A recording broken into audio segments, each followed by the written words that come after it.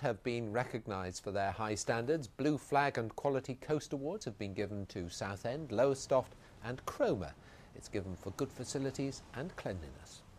It's been confirmed that a lighthouse in Suffolk, which is under threat from the sea, will be closed. Officials say the light at Orford Ness is no longer needed. It's thought it could collapse into the sea within a few years. 2 lighthouses at Orford Ness have already been lost to the sea, and now a third is teetering on the brink. To say the plight of this lighthouse is precarious is something of an understatement. Today it stands just 20 metres from the sea, and the coastline here is eroding at the rate of 4 metres every year.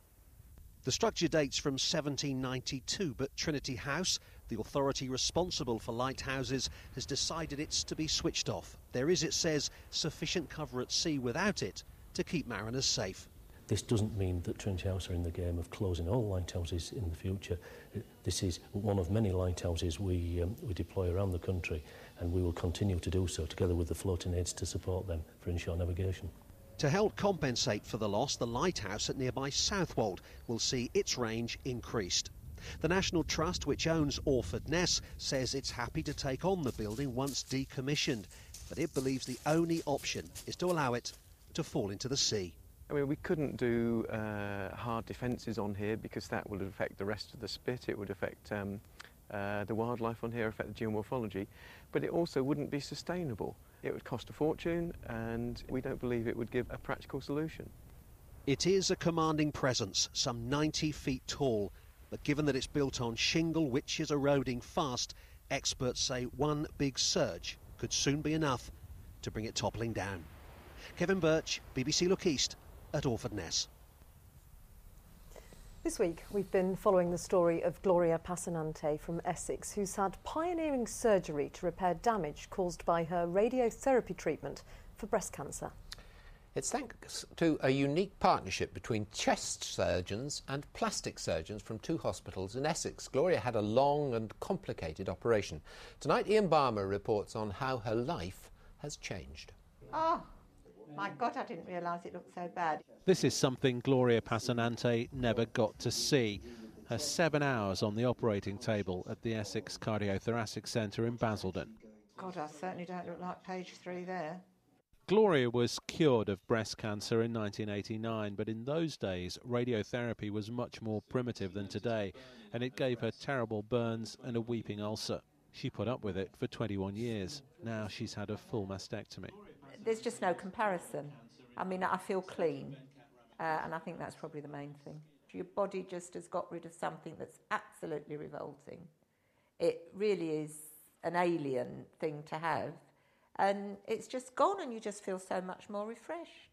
Rather nice, though, so I could. It's 2 months since the operation. Gloria owns 2 women's fashion shops, and she's back at work. And that is gorgeous on.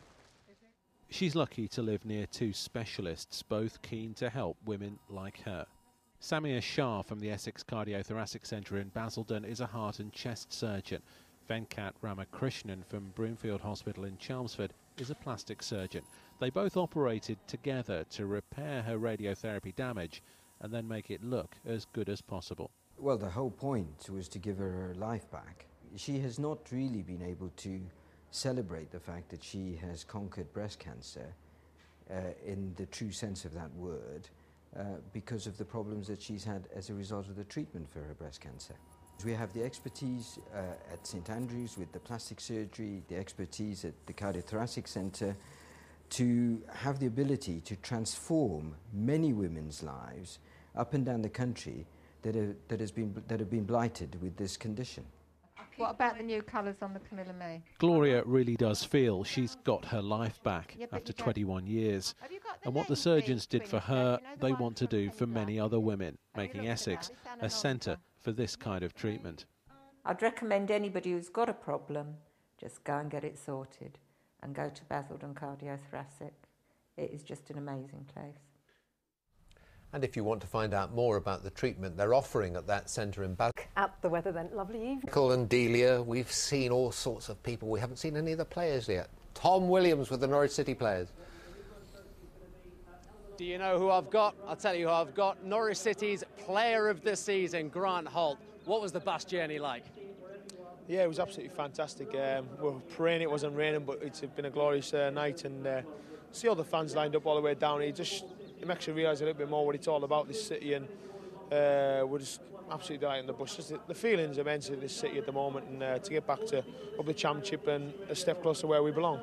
Can you believe that this has happened this season? Do you think it was possible when you joined the club last summer?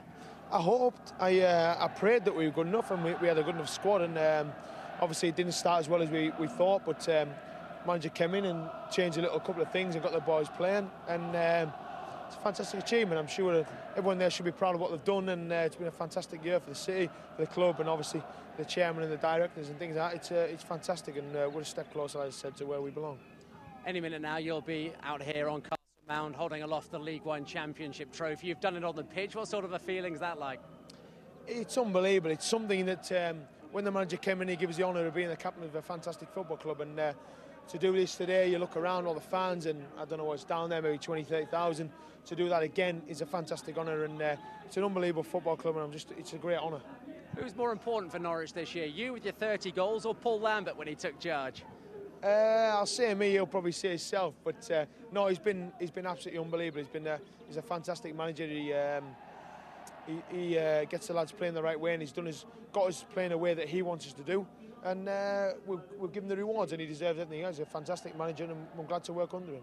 You've got some important duties to do this evening. The trophy needs to be held aloft. Grant, thanks ever so much for joining us live this evening. Cheers, thanks very much. Norwich City's player of the season, Grant Holt, there live on BBC Look East. It's time to hear from the fans again. As Grant mentioned, they've played such a key role, a pivotal role in the club's success this season. Mike's been out and about with them on the parade route. Look at this, a sea of green and yellow and noise, lots and lots of noise, and fans, young and old. Are you excited? Yeah. Didn't they do well? Yeah. How are they going to get on in the Championship? We're going to do really good. You sure? Yes. Now some people said that this wasn't worth celebrating, League One title, not worth bothering about. Oh, it's like rubbish. Of course it is. The more the merrier. And you've got a Norwich City fan on your shoulders? Oh, I think so. It's quite heavy. How old's he? 3. 3? What's your name? Matthew. Matthew, are you having a lovely time? All right, good to see you. And just to say that Radio Norfolk are on air with all of this and more until 7:30 tonight.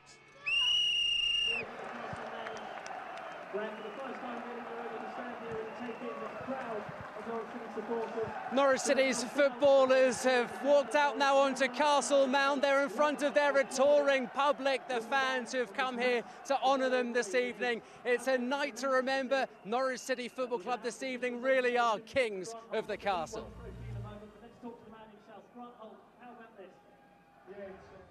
Bond girl